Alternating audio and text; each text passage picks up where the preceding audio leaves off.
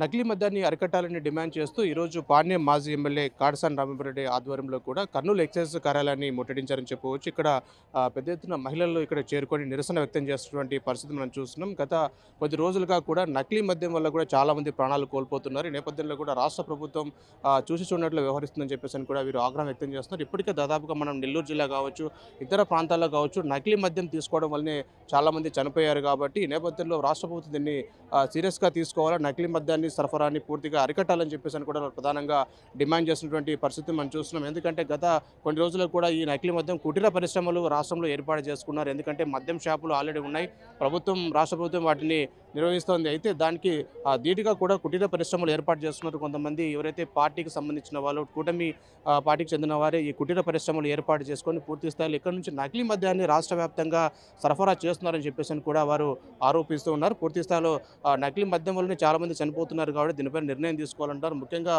Deputy CM Pawan Kalyan దీనిపైన స్పందించాలంటారు. ఎందుకంటే ప్రభుత్వంలో ఏం చేసినా స్పృశిస్తా అని చెప్పి ముందుకు వచ్చినటువంటి పవన్ కళ్యాణ్ ఎందుకు ఈరోజు రాష్ట్రంలో నకిలీ మద్యం వల్ల చనిపోతున్నటువంటి వారు ఎక్కువ అవుతున్నప్పటికీ కూడా డిప్యూటీ సీఎం ఎందుకు స్పందించడం లేదని చెప్పేసి కూడా వారు ఆగ్రహం వ్యక్తం చేస్తారని చెప్పవచ్చు. ఇప్పటికైనా స్పందించాలి రాష్ట్ర ప్రభుత్వం. ఎందుకంటే రాష్ట్రంలో ఉన్నటువంటి ఈ కుటీర పరిశ్రమలు ఏవైతే ఉన్నాయో నకిలీ మద్యాన్ని ఎక్కడైతే సరఫరా చేస్తున్నారో ఆ ప్రాంతాల్లో కూడా పూర్తిసారి నిఘా పెట్టాల్సిన అవసరం ఉంది. ఎక్సైజ్ శాఖకు తగిన ఆదేశాలు ఇవ్వాల్సిన అవసరం ఉంది. ఎందుకంటే నకిలీ మద్యం వల్ల కూడా ప్రాణాలు కోల్పోవడం, ఒక కుటుంబ పెద్దను కోల్పోతే ఆ కుటుంబం ఎలా జీవిస్తుందన్న దానిపైన కూడా రాష్ట్ర ప్రభుత్వం దృష్టి పెట్టాల్సిన అవకాశం ఉన్నాయి. పూర్తి స్థాయిలో ఈ విషయంపైన కూడా సీరియస్గా తీసుకోకపోతే రానున్న రోజుల్లో వైఎస్ఆర్ కాంగ్రెస్ పార్టీ మరిన్ని ఉద్యమాలకు శ్రీకారం చుడుతుందని చెప్పేసి కూడా వారు హెచ్చరిస్తున్నటువంటి పరిస్థితిని మనం చూస్తున్నాం. ఇదే మీ రాజ్యం, ఇదే మీ రాజ్యం,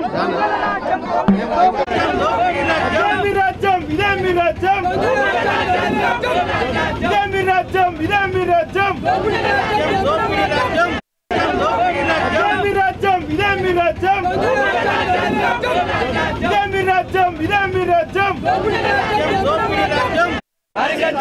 కూటమి ప్రభుత్వం వైఖరి, కూటమి ప్రభుత్వం వైఖరి, కూటమి ప్రభుత్వం వైఖరి.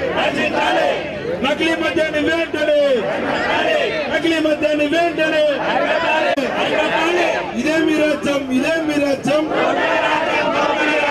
ఇదే మీ కూటమి ప్రభుత్వం వైఖరి, కూటమి ప్రభుత్వం వైఖరి, కూటమి ప్రభుత్వం వైఖరి. నకిలీ మద్యాన్ని వెంటనే, నకిలీ మద్యాన్ని వెంటనే. ఇదే మీ రాజ్యం, ఇదే మీ రాజ్యం, ఇదే మీ రాజ్యం, ఇదే మీ రాజ్యం, ఇదే మీ రాజ్యం, ఇదే మీ రాజ్యం. కూటమి ప్రభుత్వం వైఖరి, కూటమి ప్రభుత్వం వైఖరి.